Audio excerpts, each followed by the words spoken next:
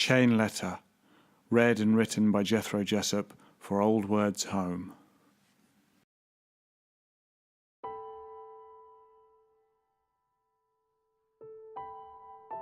It happened when I was very young, perhaps only 6 years old. My memories from that time are like hilltops standing up above the fog, all part of the same landscape, but separate and unaware of one another, each one a snapshot of my childhood in a badly organised album of blurred and hazy recollections. As I have grown older, the fog of those early years has risen steadily, consuming peak after peak, until the truth of my childhood has become little more than the stories my aunt liked to tell. There is one that stands out from the others, though, a moment that the fog has been unable to swallow, and that has remained with me, bright and clear, through all the twists and turns of my life up to this moment. I don't mean that this memory has been a shaping factor in my life, or that it influenced the person I became as I moved across the years, because it didn't, as far as I am aware. But merely that it is something that happened to me that my young brain deemed important enough to write deeply into my memory, and that has stayed with me ever since. I have not thought of it every day, or even every month in the intervening time, but it has always been there, and now, as I lie here in the dark, listening to the sirens outside and the creak of metal around me, I find myself thinking of it again, I suspect for the last time. Looking back from my vantage point in the age of email, text messages and the careless tweet, it seems unbelievable that such a letter would have arrived at my parents' house on that morning all those years ago. It was long, several pages covered on both sides and folded many times into an unusually small envelope. My parents' address was handwritten on the front in blue ink, but the main text was a photocopy of a letter in several different hands. My parents recognised neither the handwriting on the front nor that in the letter itself. Neither did they, as adults, recognise the power locked up in those rows of neatly looping characters. They spent some time over breakfast amusing themselves, trying to work out who might have sent it, but it was a minor distraction for them at best and would have been forgotten had I not asked what they were talking about. My mother explained to me that they had received a chain letter, and, seeing my interest, she sat me down and read it to me. The letter was in 3 parts. The first was a letter in itself, in old-fashioned English, written by a young man to an unnamed woman. It detailed an expedition he was about to make to Africa to climb Mount Kilimanjaro, and how he would be away for several months. He spoke of the dangers he would face, and how contemplation of such things had finally given him the courage to tell this woman, whom he had obviously watched from afar until now, exactly how he felt about her. He wrote beautifully of his love for her, of his desire to be with her for the rest of his life on his return to England, and finally of his hope that his newfound courage would last long enough to actually dispatch the letter before he set off. Perhaps the young man's nerve gave out at the last, or perhaps in the hustle and bustle of organising an expedition to Africa in the early 1800s, he simply forgot. Whatever the reason, the letter was never posted. The young writer arrived in Africa and some short time later died on the upper slopes of Kilimanjaro in a landslide that claimed the lives of every member of his party. His death was detailed in the second part of the letter, which claimed to be written by the nameless woman's mother. It told how the young woman had in truth been passionately in love with the writer, but had also never given voice to her feelings. On hearing of his death, she became inconsolable, and after a week of mourning, threw herself into the Thames at Wallingford and drowned. It was not explained exactly how the love letter came finally to be posted. The mother wrote only that it arrived 2 days after her daughter's funeral, and that she opened it almost without thinking. She felt the letter's message like a slap in the face, believing, rightly or wrongly, that had it arrived sooner, her daughter may have taken solace from its content and not chosen the fate that she ultimately did.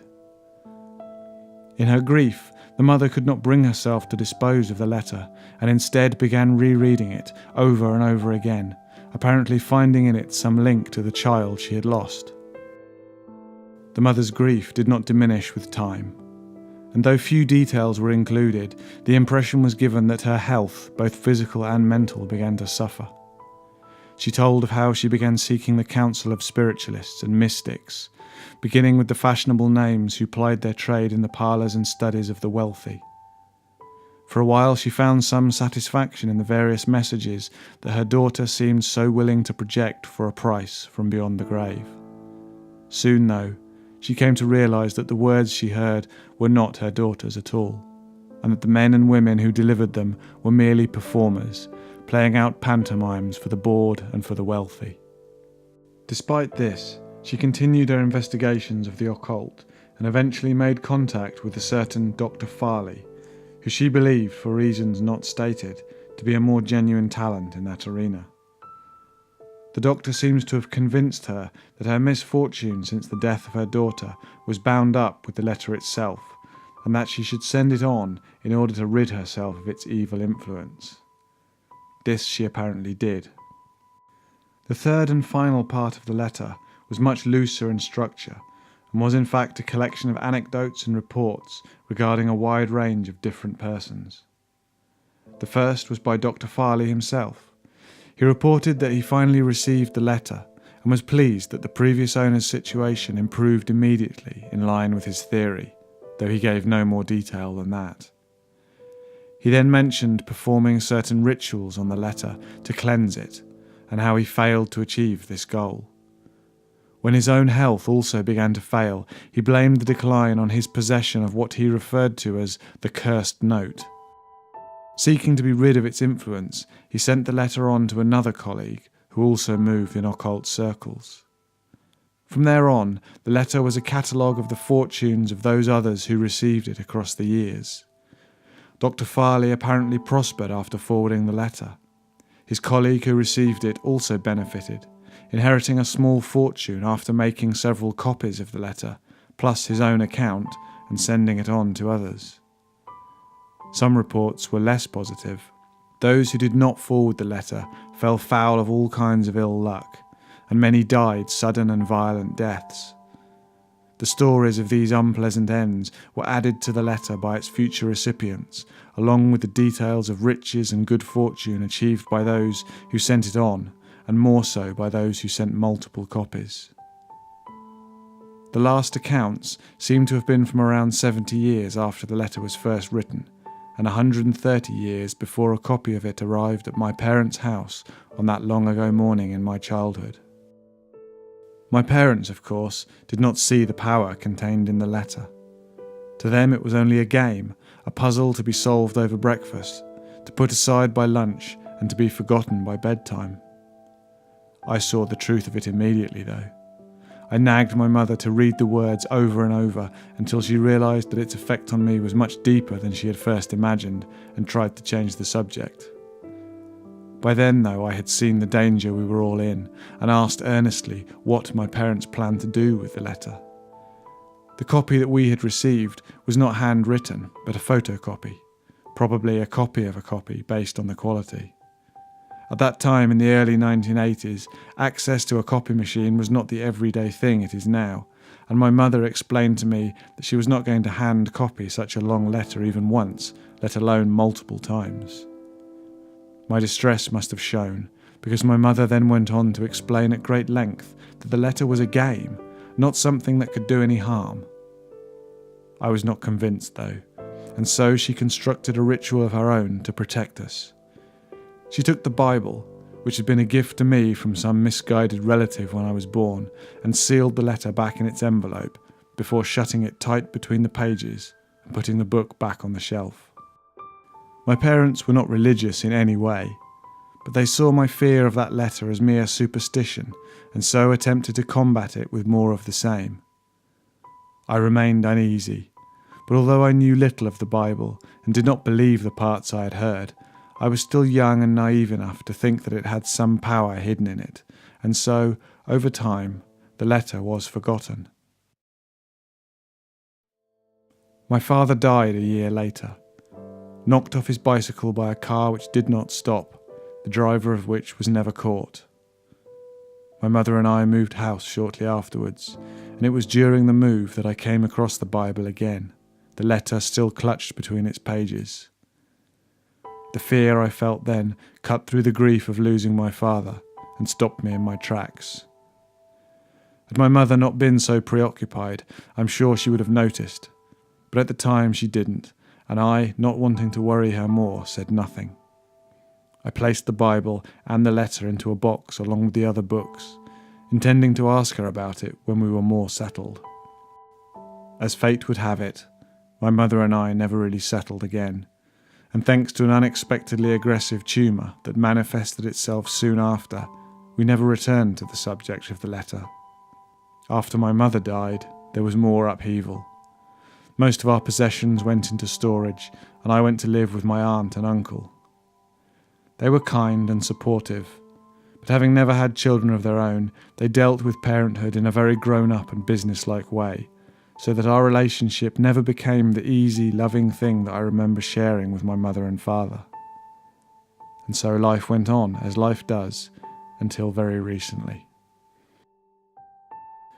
My acceptance to Cambridge was the subject of great pride, both for me and for my aunt and uncle, and the weeks and months leading up to my leaving date were some of the happiest and most exciting since my childhood.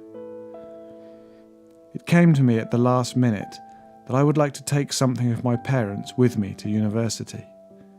Not just the photographs that I had always kept, but something functional and grown up that I remembered from the times when the three of us lived together and were happy.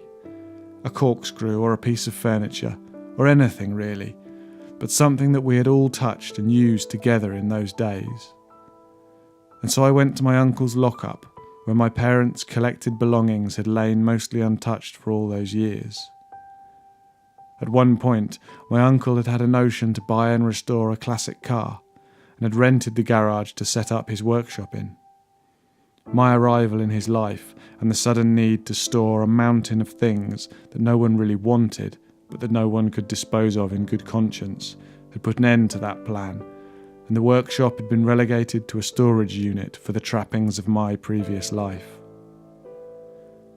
At the time, I didn't know what I was looking for, or so I believed. Looking back now, I question the sudden desire to take a keepsake after years without one.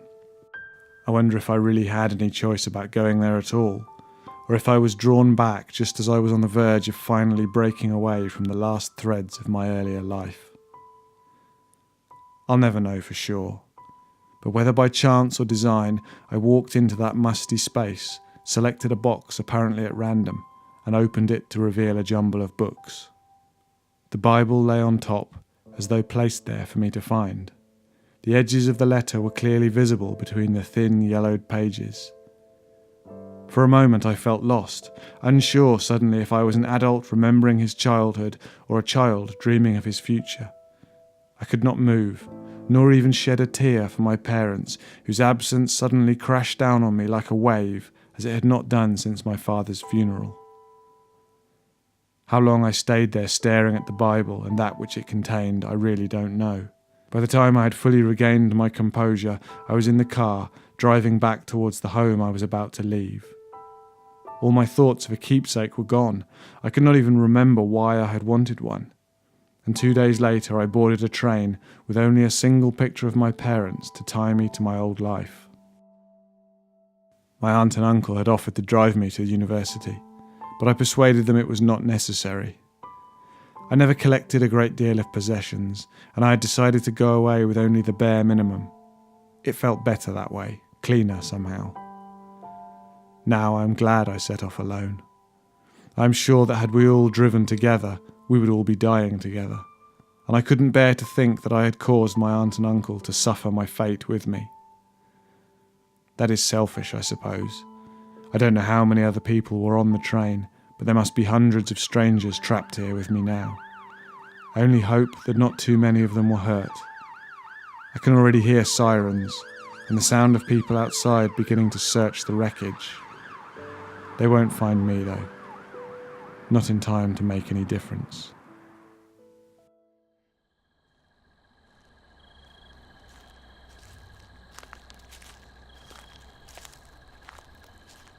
I'm not sure this is a good idea. What if they have CCTV or alarms or something? So what if they do? Trespassing on the tracks is illegal. £5 fine if you get caught, I heard. Bollocks. Anyway, it's the middle of the night. No one could catch us if they did see us. Just keep an ear out for trains. They're still not running properly. I don't think there'll be any at this time of night. Then there's nothing to worry about, is there? Or maybe not. I still think we should get out of here, though. What are we even going to see? There won't be anything left, you know. I know. I just want to have a look. See there. You can see where they put the new section of rail in. It must have happened right here. Oh, this is weird. What the hell are we doing here? Let's go. Just a minute. I just want to... What's that? What? Over there, look. An envelope. Oh, God, what is that? Is that blood? No, it can't be. Can it? I mean, they came through here and collected up everything. No way they missed this just lying here. It's a letter, look. It's really long. There are pages and pages folded up in here. Don't read it. Why not? This could be the last words of someone from the crash. We have to read it. Why do we have to read it? I don't know, it might be important. We might be able to send it on to someone. Chain Letter by Jethro Jessup. Recorded for Old Words Home using music from bensound.com and effects from freesound.org.